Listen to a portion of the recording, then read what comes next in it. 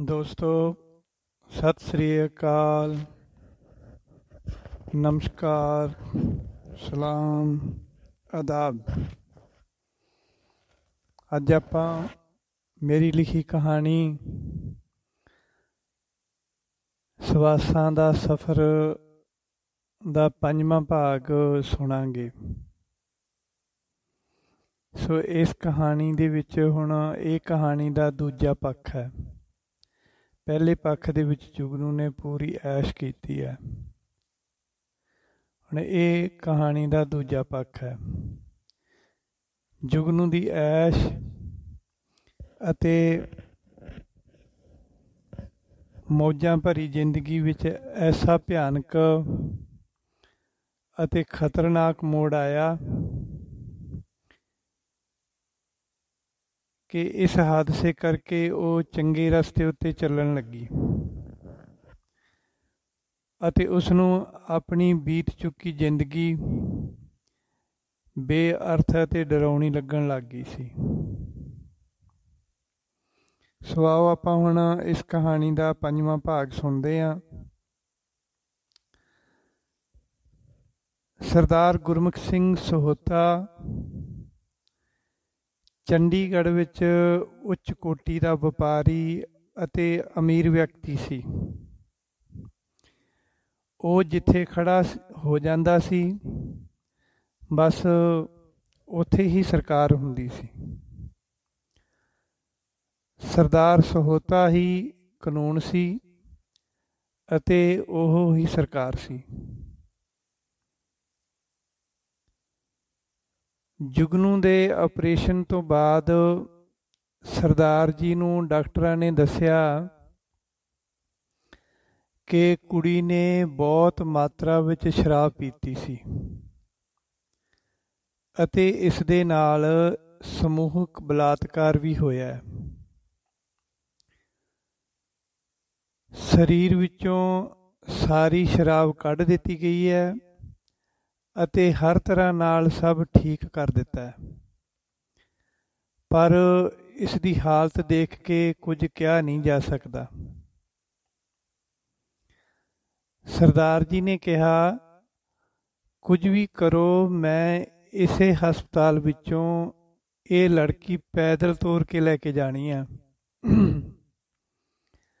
ਅੱਗੇ ਤੁਸੀਂ ਦੇਖੋ ਕਿ ਤੁਸੀਂ ਕਿਵੇਂ ਕਰਨਾ। ਆਪਰੇਸ਼ਨ ਤੋਂ ਬਾਅਦ ਜੁਗਨੂ ਨੂੰ ICU ਦੇ ਪ੍ਰਾਈਵੇਟ ਕਮਰੇ ਵਿੱਚ ਲਿਆਂਦਾ ਗਿਆ। ਰਾਤ ਦੇ 2 ਵੱਜ ਗਏ ਸਨ। ਆਪਰੇਸ਼ਨ ਤੋਂ ਬਾਅਦ ਸਰਦਾਰ ਜੀ ਆਪਣੇ ਨੌਕਰ ਨੂੰ ਹਸਪਤਾਲ ਛੱਡ ਕੇ ਆਪ ਘਰ ਚਲੇ ਗਏ। ਸਵੇਰੇ 7 ਵਜੇ ਸਰਦਾਰ ਜੀ ਆਏ ਤਾਂ ਹਾਲੀ ਜੁਗਨੂ ਨੂੰ ਹੋਸ਼ ਨਹੀਂ ਆਇਆ ਸੀ। ਕਮਰੇ ਵਿੱਚ ਇੱਕ ਨਰਸ ਬੈਠੀ ਹੋਈ ਸੀ। ਨਰਸ ਨੂੰ ਪੁੱਛਿਆ ਕਿ ਹੋਸ਼ ਕਦੋਂ ਆਏਗਾ, ਤਾਂ ਨਰਸ ਨੇ ਕਿਹਾ ਕਿ ਸਰਦਾਰ ਜੀ ਤਕਰੀਬਨ 10-11 ਵਜੇ ਤੱਕ ਹੋਸ਼ ਆ ਜਾਵੇਗਾ। ਸਰਦਾਰ ਜੀ ਨੇ ਨਰਸ ਨੂੰ ਆਖਿਆ ਕਿ ਤੁਸੀਂ ਜਾਓ, ਮੈਂ ਬੈਠਾ, ਜ਼ਰੂਰਤ ਹੋਈ ਤਾਂ ਮੈਂ ਬੁਲਾ ਲਵਾਂਗਾ। ਨਰਸ ਦੇ ਜਾਣ ਤੋਂ ਬਾਅਦ ਸਰਦਾਰ ਜੀ ਨੇ ਸੋਫੇ ਉੱਤੇ ਬੈਠ ਕੇ ਗੁਰਬਾਣੀ ਦਾ ਪਾਠ ਸ਼ੁਰੂ ਕਰ ਦਿੱਤਾ ਅਤੇ ਉਹ ਬਹੁਤ ਸਮੇਂ ਤੱਕ ਗੁਰਬਾਣੀ ਦਾ ਪਾਠ ਕਰਦੇ ਰਹੇ। ਉਹਨਾਂ ਨੂੰ ਨਿਤਨੇਮ ਅਤੇ ਹੋਰ ਬਹੁਤ ਸਾਰੀਆਂ ਬਾਣੀਆਂ ਯਾਦ ਸਨ। ਤਕਰੀਬਨ 10 ਵਜੇ ਜੁਗਨੂ ਦੇ ਸਰੀਰ ਨੇ ਹਰਕਤ ਜੀ ਕੀਤੀ ਤਾਂ ਸਰਦਾਰ ਜੀ ਨੇ ਨਰਸ ਨੂੰ ਬੁਲਾ ਲਿਆ। ਨਰਸ ਨੇ ਆ ਕੇ ਉਸ ਦੀ ਨਬਜ਼ ਦੇਖੀ, ਡ੍ਰਿਪ ਦੇਖੀ ਅਤੇ ਸਭ ਚੰਗੀ ਤਰ੍ਹਾਂ ਦੇਖ ਕੇ ਡਾਕਟਰ ਨੂੰ ਫੋਨ ਕਰਕੇ ਬੁਲਾ ਲਿਆ। ਡਾਕਟਰਾਂ ਦੇ ਆਉਣ ਤੱਕ ਜੁਗਨੂ ਨੂੰ ਹੋਰ ਹੋਸ਼ ਆ ਗਿਆ ਸੀ। 2 ਸੀਨੀਅਰ ਡਾਕਟਰ ਉਸ ਦੇ ਕੋਲ ਖੜੇ ਸੀ ਅਤੇ ਉਸ ਦੇ ਸਰੀਰ ਨੂੰ ਹਰ ਤਰ੍ਹਾਂ ਦੇ ਨਾਲ ਚੈੱਕ ਕਰ ਰਹੇ ਸਨ। Pulse rate, respiration rate, BP, temperature, cardiac monitor, oxygen, ਇਹ ਸਭ ਠੀਕ ਚੱਲ ਰਿਹਾ ਸੀ। ਅਖੀਰ ਤੇ ਪਿਸ਼ਾਬ ਵਾਲੀ ਨਾਲੀ ਵਿੱਚੋਂ ਸੈਂਪਲ ਲੈ ਕੇ ਚੈੱਕ ਕੀਤਾ ਤਾਂ ਉਸ ਵਿੱਚ ਕਿਤੇ ਵੀ ਸ਼ਰਾਬ ਦਾ ਨਸ਼ਾ ਦਿਖਾਈ ਨਹੀਂ ਦੇ ਰਿਹਾ ਸੀ ਅਤੇ ਨਾ ਹੀ ਅੰਦਰ ਦੇ ਜ਼ਖਮਾਂ ਦੀ ਜ਼ਹਿਰ ਸੀ ਜ਼ਹਿਰ ਦਿਖਾਈ ਦੇ ਰਹੀ ਸੀ। ਸਭ ਟੈਸਟ ਦੇਖ ਕੇ ਡਾਕਟਰਾਂ ਨੇ ਸਰਦਾਰ ਜੀ ਨੂੰ 100% ਠੀਕ ਹੋ ਜਾਣ ਦੀ ਤਸੱਲੀ ਦੇ ਦਿੱਤੀ। ਇਹ ਸੁਣ ਕੇ ਸਰਦਾਰ ਜੀ ਨੇ ਡਾਕਟਰਾਂ ਤੇ ਵਾਹਿਗੁਰੂ ਦਾ ਸ਼ੁਕਰ ਕੀਤਾ। ਹੁਣ ਹਰ ਰੋਜ਼ ਸਰਦਾਰ ਜੀ ਸਵੇਰੇ ਵੇਲੇ ਜੁਗਨੂ ਦੇ ਕੋਲ ਬੈਠ ਕੇ ਅਤੇ ਉਸ ਨੂੰ ਸੁਣਾ ਕੇ ਗੁਰਬਾਣੀ ਦਾ ਪਾਠ ਕਰਦੇ ਸਨ। ਪਾਠ ਸੁਣ ਕੇ ਜੁਗਨੂ ਦੀਆਂ ਅੱਖਾਂ ਵਿੱਚੋਂ ਪਾਣੀ ਵਗਦਾ ਰਹਿੰਦਾ ਸੀ, ਪਰ ਉਹ ਬੋਲਦੀ ਨਹੀਂ ਸੀ। ਉਹ ਸਰਦਾਰ ਜੀ ਕੋਲੋਂ ਪੁੱਛਦੀ ਵੀ ਨਹੀਂ ਸੀ ਕਿ ਮੈਂ ਕਿੱਥੇ ਹਾਂ। ਉਹ ਸਰਦਾਰ ਜੀ ਨੂੰ ਵੀ ਨਹੀਂ ਪੁੱਛਦੀ ਸੀ ਕਿ ਤੁਸੀਂ ਕੌਣ ਹੋ। ਉਸ ਦਾ ਜ਼ਮੀਰ ਹੀ ਉਸ ਨੂੰ ਹਰ ਇੱਕ ਅਤੇ ਸਭ ਤਰ੍ਹਾਂ ਦੇ ਜਵਾਬ ਦੇ ਰਿਹਾ ਸੀ। ਹਰ ਇੱਕ ਤਰ੍ਹਾਂ ਦੇ ਅਤੇ ਸਭ ਤਰ੍ਹਾਂ ਦੇ ਜਵਾਬ ਦੇ ਰਿਹਾ ਸੀ। ਸਰਦਾਰ ਜੀ ਅਤੇ ਜੁਗਨੂ ਵਿੱਚ ਹਰ ਰੋਜ਼ ਇੰਨੀ ਕੀ ਗੱਲ ਹੁੰਦੀ ਸੀ ਕਿ ਹੁਣ ਕੀ ਹਾਲ ਹੈ ਬੇਟਾ ਜੀ। ਅੱਗੋਂ ਜੁਗਨੂ ਕਹਿ ਦਿੰਦੀ ਸੀ ਮੈਂ ਠੀਕ ਹਾਂ ਜੀ। ਇਸ ਤੋਂ ਬਾਅਦ ਸਰਦਾਰ ਜੀ ਨਹੀਂ ਪੁੱਛਦੇ ਸੀ, ਪਰ ਉਸ ਦੇ ਦਰਦ ਨੂੰ ਮਹਿਸੂਸ ਕਰਦੇ ਸੀ। ਹੋਰ ਕੁਝ ਪੁੱਛ ਕੇ ਉਸ ਨੂੰ ਦੁਖੀ ਵੀ ਨਹੀਂ ਕਰਨਾ ਚਾਹੁੰਦੇ ਸੀ। 2 ਹਫ਼ਤਿਆਂ ਵਿੱਚ ਜੁਗਨੂ ਠੀਕ ਹੋ ਗਈ ਅਤੇ ਸਰਦਾਰ ਜੀ ਉਸ ਨੂੰ ਛੁੱਟੀ ਦਿਵਾ ਕੇ ਆਪਣੇ ਘਰ ਲੈ ਆਏ ਸੀ। ਸਰਦਾਰ ਜੀ ਦਾ ਘਰ ਕਿਸੇ ਰਾਜੇ ਦੇ ਮਹਿਲ ਵਰਗਾ ਸੀ। ਬਹੁਤ ਸੋਹਣਾ ਅਤੇ ਬਹੁਤ ਵੱਡਾ ਸੀ। ਸਰਦਾਰ ਜੀ ਨੂੰ ਘਰ ਦੇ ਸਭ ਲੋਕ ਦਾਰ ਜੀ ਕਹਿ ਕੇ ਬੁਲਾਉਂਦੇ ਸੀ। ਇੱਥੋਂ ਤੱਕ ਕਿ ਘਰ ਦੇ ਨੌਕਰ ਅਤੇ ਕੰਮ ਕਰਨ ਵਾਲੇ ਵੀ ਦਾਰ ਜੀ ਹੀ ਕਹਿੰਦੇ ਸੀ। ਉਹ ਸਭ ਦੇ ਦਾਰ ਜੀ ਸੀ।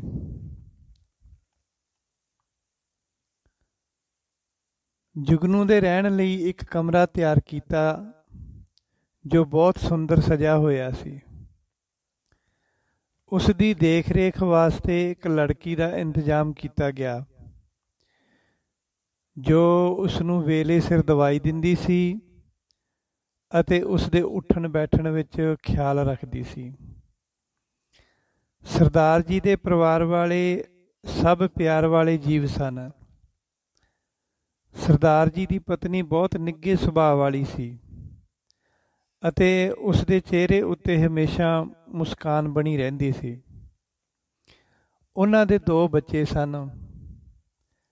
ਵੱਡਾ ਬੇਟਾ ਜੋ ਸਰਜਨ ਡਾਕਟਰ ਸੀ ਅਤੇ ਦਿੱਲੀ ਦੇ ਕਿਸੇ ਵੱਡੇ ਹਸਪਤਾਲ ਵਿੱਚ ਸਰਕਾਰੀ ਨੌਕਰੀ ਉੱਤੇ ਸੀ। ਛੋਟੀ ਬੇਟੀ ਜੋ ਪੜ੍ਹਾਈ ਪੂਰੀ ਕਰਨ ਤੋਂ ਬਾਅਦ ਚੰਡੀਗੜ੍ਹ ਵਿੱਚ ਹੀ ਲਾਅ ਕਰ ਰਹੀ ਸੀ, ਯਾਨੀ ਬਲਿਸਟਰ ਦੀ ਪੜ੍ਹਾਈ ਕਰ ਰਹੀ ਸੀ, ਜੋ ਚੰਡੀਗੜ੍ਹ ਵਿੱਚ ਆਪਣੇ ਘਰ ਪਿਤਾ ਜੀ ਕੋਲ ਹੀ ਰਹਿ ਰਹੀ ਸੀ। ਉਸ ਦੀ ਹਾਲੇ ਸ਼ਾਦੀ ਨਹੀਂ ਹੋਈ ਸੀ। ਦਾਰ ਜੀ ਦੀ ਐਸੀ ਮਿਲਣਸਾਰ ਫੈਮਿਲੀ ਦੇਖ ਕੇ ਜੁਗਨੂ ਦੀ ਆਤਮਾ ਆਪਣੇ ਗੁਨਾਹ ਦੇਖ ਕੇ ਅੰਦਰੋਂ ਅੰਦਰ ਕੰਬ ਜਾਂਦੀ ਸੀ ਅਤੇ ਕਦੇ-ਕਦੇ ਉਹ ਸੋਚਦੀ ਸੀ ਕਿ ਇਸ ਤੋਂ ਬਾਅਦ ਹੁਣ ਉਹ ਕਿੱਥੇ ਜਾਏਗੀ, ਕਿਉਂਕਿ ਜ਼ਿੰਦਗੀ ਜਿਉਣ ਦੇ ਸਾਰੇ ਦਰਵਾਜ਼ੇ ਤਾਂ ਉਸਨੇ ਆਪਣੇ ਹੱਥਾਂ ਨਾਲ ਹੀ ਬੰਦ ਕਰ ਲਏ ਸਨ। ਦਾਰ ਜੀ ਦੀ ਬੇਟੀ ਬੌਬੀ ਨੇ ਦਾਰ ਜੀ ਦੀ ਬੇਟੀ ਬੌਬੀ ਨੇ 2 ਦਿਨਾਂ ਵਿੱਚ ਹੀ ਜੁਗਨੂ ਨੂੰ ਆਪਣਾ ਬਣਾ ਲਿਆ ਸੀ। ਬੌਬੀ ਦੀ ਸੰਗਤ ਕਰਕੇ ਜੁਗਨੂ ਆਪਣੇ ਸਾਰੇ ਦੁੱਖ ਭੁੱਲ ਗਈ ਸੀ। ਘਰ ਦੇ ਨੌਕਰ ਹੁਣ ਨੌਕਰ ਨਹੀਂ ਲੱਗਦੇ ਸੀ, ਸਭ ਪਿਆਰ ਅਤੇ ਆਪਣਤ ਵੰਡਣ ਵਾਲੇ ਫਰਿਸ਼ਤੇ ਜੇ ਲੱਗਦੇ ਸੀ, ਕਿਉਂਕਿ ਦਾਰ ਜੀ ਨੇ ਸਭ ਨੂੰ ਪਿਆਰ ਹੀ ਇੰਨਾ ਦਿੱਤਾ ਸੀ ਕਿ ਇਸ ਘਰ ਵਿੱਚ ਆ ਕੇ ਉਹ ਇਹ ਸਭ ਭੁੱਲ ਗਈ ਸੀ। ਇਸ ਘਰ ਵਿੱਚ ਆ ਕੇ ਇਹ ਸਾਰੇ ਲੋਕ ਇਹ ਭੁੱਲ ਗਏ ਸਨ ਕਿ ਉਹ ਨੌਕਰ ਹਨ। ਜੁਗਨੂ ਦੇ ਬੀਤ ਚੁੱਕੇ ਬਾਰੇ ਉਸ ਕੋਲੋਂ ਕੋਈ ਨਹੀਂ ਪੁੱਛਦਾ ਸੀ, ਨਾ ਬੌਬੀ ਅਤੇ ਨਾ ਬੌਬੀ ਦੀ ਮਾਂ। ਬਸ ਦਾਰ ਜੀ ਨੇ ਹੀ ਘਰ ਆਉਣ ਤੋਂ 1 ਦਿਨ ਪਹਿਲਾਂ ਹਸਪਤਾਲ ਵਿੱਚ ਹੀ ਜੁਗਨੂ ਕੋਲੋਂ ਸਾਰੀ ਕਹਾਣੀ ਪੁੱਛ ਲਈ ਸੀ ਅਤੇ ਉਸੇ ਸ਼ਾਮ ਹੀ ਸਰਦਾਰ ਜੀ ਨੇ ਮੰਤਰੀ J.K. ਬਾਂਸਲ ਨੂੰ ਆਪਣੇ ਪਾਸ ਬੁਲਾ ਕੇ ਕਿਹਾ ਸੀ ਕਿ ਮੈਨੂੰ ਕੁਝ ਬਹਾਨਾ ਨਹੀਂ ਚਾਹੀਦਾ, ਬਸ ਉਹਨਾਂ 13 ਬੰਦਿਆਂ ਨੂੰ ਕੋਈ ਵੀ ਕੇਸ ਪਾ ਕੇ ਜੇਲ੍ਹ ਵਿੱਚ ਪਾਓ ਅਤੇ ਕੇਸ ਵੀ ਐਸਾ ਹੋਵੇ ਕਿ ਉਹਨਾਂ ਦੀ ਕਦੀ ਵੀ ਜ਼ਮਾਨਤ ਨਾ ਹੋ ਸਕੇ ਅਤੇ ਉਹ ਹਮੇਸ਼ਾ ਲਈ ਜੇਲ੍ਹ ਵਿੱਚ ਸੜਦੇ ਰਹਿਣ। ਮੰਤਰੀ ਨੇ ਜਵਾਬ ਵਿੱਚ ਬਸ ਇਤਨਾ ਹੀ ਕਿਹਾ ਸੀ, ਜੀ ਸਰਦਾਰ ਜੀ। ਸਵੇਰ ਹੁੰਦਿਆਂ ਹੀ ਚੰਡੀਗੜ੍ਹ ਵਿੱਚ ਛਪਣ ਵਾਲੇ ਅਖਬਾਰ ਪੰਜਾਬੀ ਟ੍ਰਿਬਿਊਨ ਅਤੇ ਅੰਗਰੇਜ਼ੀ ਦੇ ਦਾ ਟ੍ਰਿਬਿਊਨ ਵਰਗੇ ਵੱਡੇ ਅਖਬਾਰਾਂ ਵਿੱਚ ਮੁੱਖ ਪੰਨੇ ਉੱਤੇ ਫੋਟੋਆਂ ਸਮੇਤ ਇਹ ਖਬਰ ਛਪੀ ਸੀ। ਇਹਨਾਂ ਅਖਬਾਰਾਂ ਦੇ ਮੁੱਖ ਪੰਨਿਆਂ ਉੱਤੇ ਇਹ ਖਬਰ ਛਪੀ ਸੀ, ਮੰਤਰੀ ਬਾਂਸਲ ਨੂੰ ਮਾਰਨ ਦੀ ਸਾਜ਼ਿਸ਼ ਵਿੱਚ 13 ਬੰਦੇ ਗ੍ਰਿਫਤਾਰ। ਮੰਤਰੀ ਬਾਂਸਲ ਨੂੰ ਮਾਰਨ ਦੀ ਸਾਜ਼ਿਸ਼ ਵਿੱਚ 13 ਬੰਦੇ ਗ੍ਰਿਫਤਾਰ। ਜਿਸ ਖਬਰ ਦੇ ਅੰਦਰ ਲਿਖਿਆ ਸੀ ਕਿ ਮੰਤਰੀ ਬਾਂਸਲ ਦੇ ਨਿੱਜੀ ਬੰਦਿਆਂ ਨੇ ਮੰਤਰੀ ਨਾਲ ਲੱਖਾਂ ਰੁਪਏ ਦੀ ਧੋਖਾਧੜੀ ਕੀਤੀ ਅਤੇ ਪਤਾ ਲੱਗਣ ਉੱਤੇ ਉਹਨਾਂ ਨੇ ਮੰਤਰੀ ਜੀ ਨੂੰ ਜਾਨੋਂ ਮਾਰਨ ਦੀ ਕੋਸ਼ਿਸ਼ ਕੀਤੀ। ਮੰਤਰੀ ਉੱਤੇ ਹਮਲਾ ਕਰਨ ਵਾਲਿਆਂ ਦੀ ਲਿਸਟ ਵਿੱਚ ਮੰਤਰੀ ਦੇ ਗਨਮੈਨ ਤੋਂ ਲੈ ਕੇ ਗੈਸਟ ਹਾਊਸ ਵਿੱਚ ਕੰਮ ਕਰਨ ਵਾਲੇ ਰਸੋਈਏ ਤੱਕ ਦੇ ਨਾਮ ਵੀ ਸ਼ਾਮਲ ਸਨ। ਇਹ ਖਬਰ ਸਵੇਰੇ ਸਵੇਰੇ ਹਸਪਤਾਲ ਦੇ ਕਮਰੇ ਵਿੱਚ ਬੈਠਿਆਂ ਜੁਗਨੂ ਨੇ ਵੀ ਪੜ੍ਹ ਲਈ ਸੀ। ਉਸ ਨੂੰ ਪਤਾ ਸੀ ਕਿ ਇਹ ਉਹੀ ਮੰਤਰੀ ਹੈ ਜਿਸ ਕੋਲ ਉਹ ਜਾਂਦੀ ਹੁੰਦੀ ਸੀ। ਬੰਦੇ ਵੀ ਉਹੀ ਹਨ ਜਿਨ੍ਹਾਂ ਨੇ ਉਸ ਦੀ ਇਹ ਦਸ਼ਾ ਕੀਤੀ ਸੀ, ਪਰ ਉਸ ਨੂੰ ਅਸਲੀ ਕਹਾਣੀ ਦਾ ਪਤਾ ਨਹੀਂ ਲੱਗ ਰਿਹਾ ਸੀ ਕਿ ਇਹ ਲੋਕ ਗ੍ਰਿਫਤਾਰ ਕਿਵੇਂ ਹੋਏ ਹੈ। 2 ਕੁ ਦਿਨਾਂ ਬਾਅਦ ਸਰਦਾਰ ਜੀ ਜੁਗਨੂ ਨੂੰ ਕਾਲੇ ਸ਼ੀਸ਼ਿਆਂ ਵਾਲੀ ਕਾਰ ਵਿੱਚ ਬੈਠਾ ਕੇ ਕਿਸੇ ਵੱਡੇ ਸਰਕਾਰੀ ਅਦਾਰੇ ਵਿੱਚ ਲੈ ਗਏ ਅਤੇ ਇੱਕ ਖੁੱਲ੍ਹੀ ਥਾਂ ਉੱਤੇ ਕਾਰ ਖੜੀ ਕਰਕੇ ਆਪ ਗੱਡੀ ਵਿੱਚੋਂ ਬਾਹਰ ਨਿਕਲੇ ਸੀ। ਪਰ ਉਹਨਾਂ ਨੇ ਜੁਗਨੂ ਨੂੰ ਬਾਹਰ ਨਿਕਲਣ ਤੋਂ ਮਨ੍ਹਾ ਕਰ ਦਿੱਤਾ ਸੀ। ਪਿਛਲੇ ਦਿਨੀਂ ਮੰਤਰੀ ਦੇ ਕਤਲ ਦੀ ਸਾਜ਼ਿਸ਼ ਵਿੱਚ ਫੜੇ ਗਏ ਬੰਦੇ ਸਰਦਾਰ ਜੀ ਦੀ ਕਾਰ ਤੋਂ ਥੋੜ੍ਹੀ ਦੂਰੀ ਉੱਤੇ ਇੱਕ ਲਾਈਨ ਵਿੱਚ ਖੜੇ ਸਨ ਅਤੇ ਫਿਰ ਸਰਦਾਰ ਜੀ ਆਪਣੀ ਕਾਰ ਕੋਲ ਗਏ ਅਤੇ ਕਾਰ ਦੇ ਅੰਦਰ ਬੈਠ ਕੇ ਉਹਨਾਂ ਨੇ ਜੁਗਨੂ ਨੂੰ ਕਿਹਾ, ਬੇਟਾ ਜੀ, ਇੱਥੇ ਬੈਠੇ ਹੀ ਸ਼ੀਸ਼ੇ ਵਿੱਚ ਦੀ ਦੇਖ ਕੇ ਪਛਾਣੋ ਖਾਂ ਭਲਾ, ਇਹ ਉਹੀ ਬੰਦੇ ਹਨ ਜਿਨ੍ਹਾਂ ਨੇ ਤੇਰੇ ਉੱਤੇ ਜ਼ੁਲਮ ਅਤੇ ਪਾਪ ਕੀਤਾ ਸੀ। ਜੁਗਨੂ ਨੇ ਕਾਲੇ ਸ਼ੀਸ਼ਿਆਂ ਵਿੱਚ ਦੀ ਇੱਕ ਨੂੰ ਪਛਾਣ ਕੇ ਹਾਂ ਵਿੱਚ ਸਿਰ ਹਿਲਾਇਆ।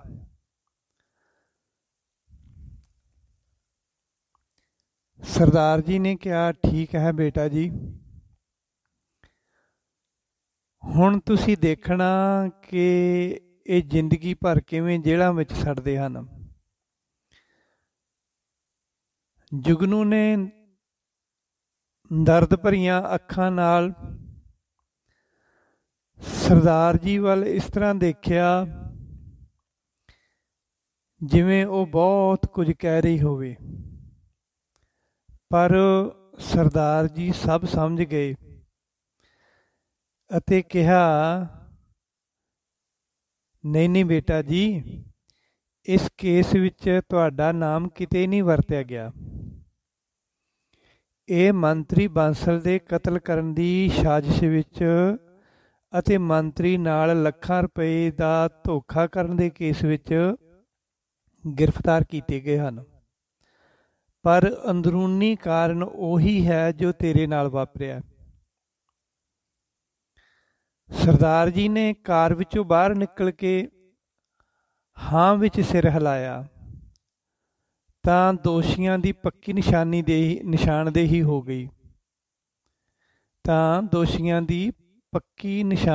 ਹੋ ਗਈ ਅਤੇ ਫਿਰ ਦੋਸ਼ੀਆਂ ਨੂੰ ਨੀਲੇ ਰੰਗ ਦੀ ਪੁਲਿਸ ਵੈਨ ਵਿੱਚ ਬਿਠਾ ਕੇ ਪੁਲਿਸ ਵਾਲੇ ਜੇਲ੍ਹ ਵੱਲ ਨੂੰ ਲੈ ਗਏ ਅਤੇ ਸਰਦਾਰ ਜੀ ਜੁਗਨੂ ਨੂੰ ਘਰ ਲੈ ਆਏ।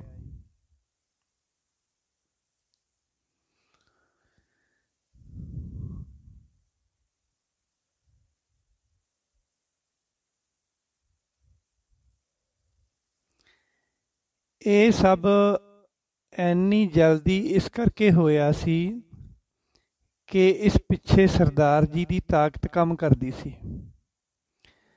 ਕਿਉਂਕਿ ਸਰਕਾਰਾਂ ਦੀ ਅਤੇ ਮੰਤਰੀਆਂ ਦੀ ਪਾਵਰ ਤਾਂ ਹਰ 5 ਸਾਲ ਬਾਅਦ ਬਦਲ ਜਾਂਦੀ ਹੈ, ਪਰ ਵਪਾਰੀ ਅਤੇ ਅਮੀਰ ਲੋਕਾਂ ਦੀ ਪਾਵਰ ਹਮੇਸ਼ਾ ਬਰਕਰਾਰ ਰਹਿੰਦੀ ਹੈ। ਦੋਸ਼ੀਆਂ ਨੂੰ ਤਾਂ ਘਿਨਾਉਣੇ ਪਾਪ ਦੀ ਸਜ਼ਾ ਮਿਲ ਗਈ ਸੀ, ਪਰ ਜੁਗਨੂ ਸੋਚਦੀ ਸੀ ਕਿ ਇਹ ਸਾਰੇ ਰਸਤੇ ਮੈਂ ਆਪਣੇ ਆਪ ਤਿਆਰ ਕੀਤੇ ਸੀ ਅਤੇ ਹੁਣ ਮੇਰੇ ਗੁਨਾਹਾਂ ਦੀ ਸਜ਼ਾ ਮੈਨੂੰ ਕੌਣ ਦੇਵੇਗਾ। ਇਹ ਸਾਰੇ ਰਸਤੇ ਮੈਂ ਆਪ ਤਿਆਰ ਕੀਤੇ ਸੀ ਅਤੇ ਹੁਣ ਮੇਰੇ ਗੁਨਾਹਾਂ ਦੀ ਸਜ਼ਾ ਮੈਨੂੰ ਕੌਣ ਦੇਵੇਗਾ। ਹੁਣ ਦਿਨੋਂ ਦਿਨ ਜੁਗਨੂ ਅੰਦਰੋਂ ਬਦਲਦੀ ਜਾਂਦੀ ਸੀ। ਉਸ ਦਾ ਕਾਰਨ ਇਹ ਸੀ ਕਿ ਸਰਦਾਰ ਜੀ ਦੇ ਘਰ ਵਿੱਚ ਉਤਲੇ ਕਮਰੇ ਵਿੱਚ ਸ੍ਰੀ ਗੁਰੂ ਗ੍ਰੰਥ ਸਾਹਿਬ ਜੀ ਦਾ ਪ੍ਰਕਾਸ਼ ਸੀ ਅਤੇ ਉਹ ਕਮਰਾ ਗੁਰੂ ਮਹਾਰਾਜ ਜੀ ਲਈ ਬਹੁਤ ਸ਼ਾਨੋ ਸ਼ੌਕਤ ਨਾਲ ਸਜਾਇਆ ਹੋਇਆ ਸੀ। ਦਾਰ ਜੀ ਦਾ ਸਾਰਾ ਪਰਿਵਾਰ ਹੀ ਗੁਰੂ ਜੀ ਦੀ ਬਹੁਤ ਸੇਵਾ ਕਰਦਾ ਸੀ। ਦੋਵੇਂ ਵੇਲੇ ਗੁਰੂ ਸਾਹਿਬ ਜੀ ਨੂੰ ਪ੍ਰਸ਼ਾਦੇ ਦਾ ਭੋਗ ਲੱਗਦਾ ਸੀ। ਦੋਵੇਂ ਸਮੇਂ ਸਰਦਾਰ ਜੀ ਸ੍ਰੀ ਗੁਰੂ ਗ੍ਰੰਥ ਸਾਹਿਬ ਜੀ ਦੀ ਹਜ਼ੂਰੀ ਵਿੱਚ ਬੈਠ ਕੇ ਉੱਚੀ ਸੁਰ ਵਿੱਚ ਪਾਠ ਕਰਦੇ ਸੀ, ਜੋ ਸਾਰੇ ਘਰ ਵਿੱਚ ਸੁਣਾਈ ਦਿੰਦਾ ਸੀ।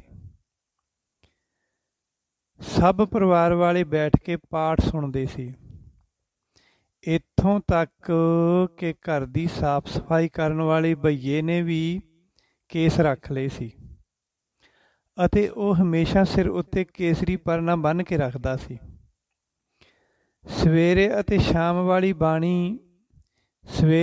ਸ਼ਾਮ ਵਾਲੀ ਸਾਰੀ ਬਾਣੀ ਉਸ ਭਈਏ ਨੇ ਸੁਣ ਕੇ ਯਾਦ ਕੀਤੀ ਹੋਈ ਸੀ। ਇਸੇ ਤਰ੍ਹਾਂ ਹੀ ਨੇਪਾਲੀ ਰਸੋਈਏ ਦਾ ਹਾਲ ਸੀ। ਉਹ ਵੀ ਹਮੇਸ਼ਾ ਸਿਰ ਢੱਕ ਕੇ ਰੱਖਦਾ ਸੀ ਅਤੇ ਨਿਤਨੇਮ ਦੀ ਸਾਰੀ ਬਾਣੀ ਜ਼ੁਬਾਨੀ ਬੋਲ ਲੈਂਦਾ ਸੀ। ਬੌਬੀ ਨੇ ਜੁਗਨੂ ਨੂੰ ਬਹੁਤ ਸਾਰੀ ਬਾਣੀ ਗੁਟਕਾ ਸਾਹਿਬ ਤੋਂ ਪੜ੍ਹਾ ਦਿੱਤੀ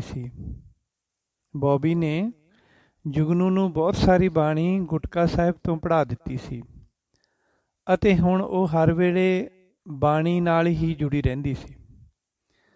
ਗੁਰਾਂ ਦੀ ਬਾਣੀ ਪੜ੍ਹ ਕੇ ਉਸ ਨੂੰ ਅਨੋਖੇ ਆਨੰਦ ਦੀ ਪ੍ਰਾਪਤੀ ਹੋ ਰਹੀ ਸੀ। ਉਸ ਨੂੰ ਲੱਗਦਾ ਸੀ ਕਿ ਉਸਨੇ ਪਿਛਲਾ ਸਮਾਂ ਐਵੇਂ ਵਿਅਰਥੀ ਗਵਾ ਲਿਆ। ਬਾਣੀ ਤੋਂ ਬਿਨਾਂ ਮਿੱਠੀ ਅਤੇ ਪਰਮਾਤਮਾ ਦੇ ਪਿਆਰ ਵਰਗੀ ਦੁਨੀਆ ਉੱਤੇ ਹੋਰ ਕੋਈ ਚੀਜ਼ ਨਹੀਂ ਹੈ। ਬਾਣੀ ਤੋਂ ਬਿਨਾਂ ਮਿੱਠੀ ਅਤੇ ਪਰਮਾਤਮਾ ਦੇ ਪਿਆਰ ਵਰਗੀ ਦੁਨੀਆ ਉੱਤੇ ਹੋਰ ਕੋਈ ਚੀਜ਼ ਨਹੀਂ ਹੈ। ਉਹ ਦੋਵੇਂ ਵੇਲੇ ਗੁਰੂ ਗ੍ਰੰਥ ਸਾਹਿਬ ਜੀ ਦੀ ਹਾਜ਼ਰੀ ਭਰਦੀ ਅਤੇ ਦਿਨ ਵੇਲੇ ਬਾਣੀ ਪੜ੍ਹ ਪੜ੍ਹ ਕੇ ਆਪਣੇ ਜਨਮ ਨੂੰ ਸਫਲਾ ਕਰ ਰਹੀ ਸੀ। ਕਦੀ ਕਦੀ ਉਹ ਦਿਨ ਵੇਲੇ ਗੁਰੂ ਗ੍ਰੰਥ ਸਾਹਿਬ ਜੀ ਦੇ ਕਮਰੇ ਵਿੱਚ ਚਲੀ ਜਾਂਦੀ ਸੀ ਅਤੇ ਗੁਰੂ ਸਾਹਿਬ ਜੀ ਦੇ ਕੋਲ ਬੈਠ ਕੇ ਚੌਰ ਸਾਹਿਬ ਜੀ ਦੀ ਸੇਵਾ ਕਰਦੀ ਅਤੇ ਲੰਮੀ ਹੇਕ ਲਾ ਕੇ ਬੈਰਾਗ ਵਿੱਚ ਬਾਣੀ ਪੜ੍ਹਦੀ ਸੀ ਅਤੇ ਉਹ ਆਪਣੀਆਂ ਅੱਖਾਂ ਵਿੱਚੋਂ ਪ੍ਰੇਮ ਅਤੇ ਵੈਰਾਗ ਦਾ ਨੀਰ ਵਹਾਉਂਦੀ ਰਹਿੰਦੀ ਸੀ। ਸੋ ਦੋਸਤੋ, ਇਸ ਕਹਾਣੀ ਦਾ 5ਵਾਂ ਭਾਗ ਪੂਰਾ ਹੋਇਆ। 6ਵਾਂ ਭਾਗ ਆਪਾਂ ਫੇਰ ਸੁਣਾਂਗੇ।